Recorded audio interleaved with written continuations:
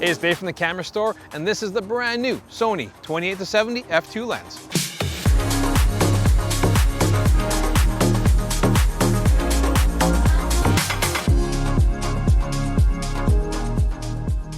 So this is a very exciting lens in the Sony lineup. It's their very first f2 constant zoom lens.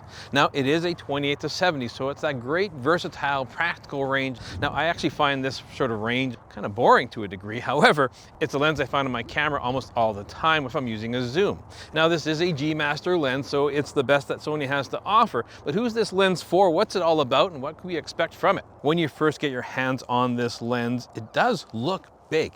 And you're absolutely right about that. I mean, the 24-70 is much smaller. All their other lenses are much smaller. The lens manufacturers are pushing the envelope, and they are making the components they're using lighter weight and what have you. But they can't cheat physics. So an f2 lens of this range is going to be a sizable lens. We just need that. So hence we have an 86mm front filter thread. It's quite large. We need that for that light gathering ability to keep that f2 aperture, which is very exciting. Now at the very front of the lens is a manual focus ring. Now this is drive-by-wire, but Sony has done a very good job of implementing this. We've seen it with a couple of their other lenses, and it works really well. Now in the middle of the lens is the most dominant ring, this big rubber ring for zooming from 28-70, and it's very smooth. And what I like is that it's 90 degrees to go from 28-70. So it's very easy with one hand to reframe your shot very quickly. Behind that, we do have an aperture ring, and it's a manual aperture ring, so I can easily go from f2 to f22 very quickly, or lock it on A and have the camera control the aperture, and I have the ability to make it clickable or declickable if I want to use it for more video side of things. We have an autofocus manual focus switch, a custom buttons here to implement however you want to, and an iris lock if I want to lock it on the automatic settings. Now the one thing I do find a little bit odd is that they do have a smooth and tight option when it comes to the zoom ring. Now I keep it on the smooth all the time, and it's very smooth, and I like that. When I put it on tight, it feels like I'm going to wear something out on the lens. I'm not really a big fan of that. I would have preferred just simply a lock mechanism for that if I don't want to worry about lens creep. However, overall, this lens is very well built. It is weather resistant.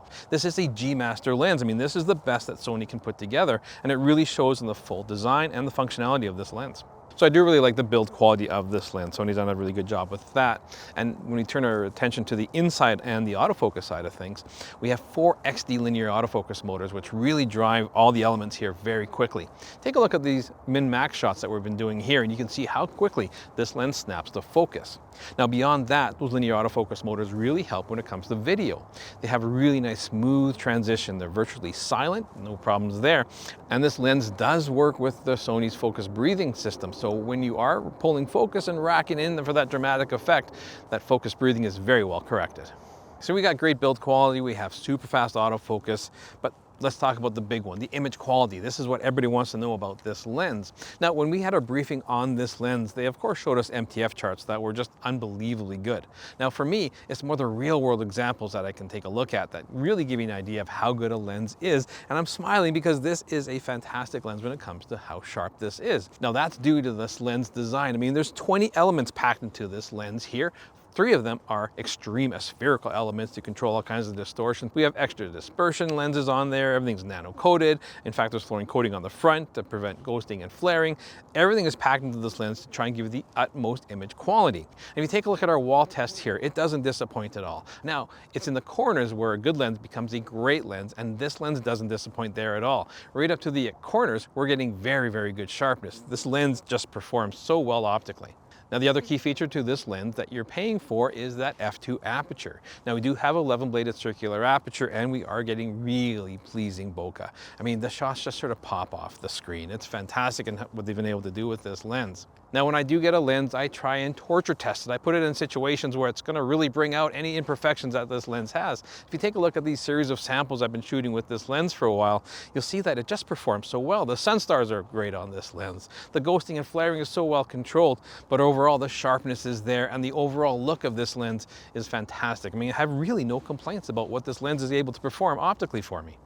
So where do I stand on this lens? Well, first things first, I really love that the whole industry is evolving and changing, and the mirrorless options are really allowing lens designers to push the envelope as far as they possibly can and give us lenses like this, an f2 lens that this focal range. It's really impressive to have out there. Now, I've been using this lens a lot recently. It's been my go-to lens for kind of family gatherings and a trip to Banff and some hiking and all kinds of just sort of general purpose photography. And I'm really enjoying it. I'm not finding it that big and heavy. You get used to it very quickly. I mean, it's 918 grams. It's not super duper heavy like a massive telephoto is going to be. So it's my go-to general purpose lens, and I'm really liking the results I'm getting out of it. I mean, ultimately, this is what is important to me. Am I getting the results I want for the size and weight I'm willing to carry?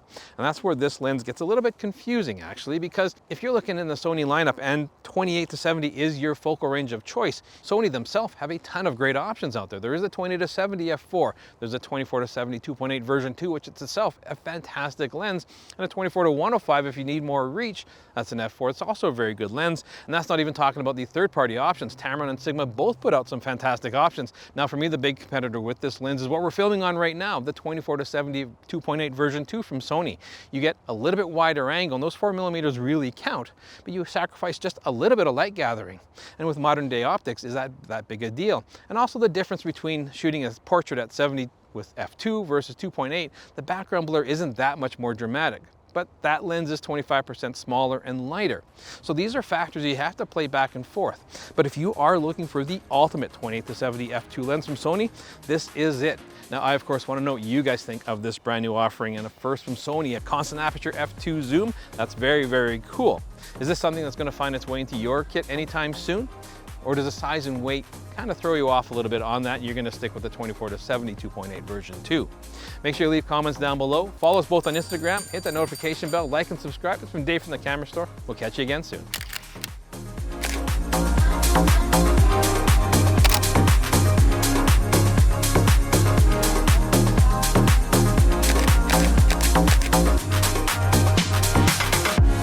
Hey, thanks for sticking around and watching this episode on the brand new, very exciting 28 to 70 f2 lens from Sony. If you want to check out more of our recent content, click up here. And if you're Canadian and want to support local, check out thecamerastore.com down here.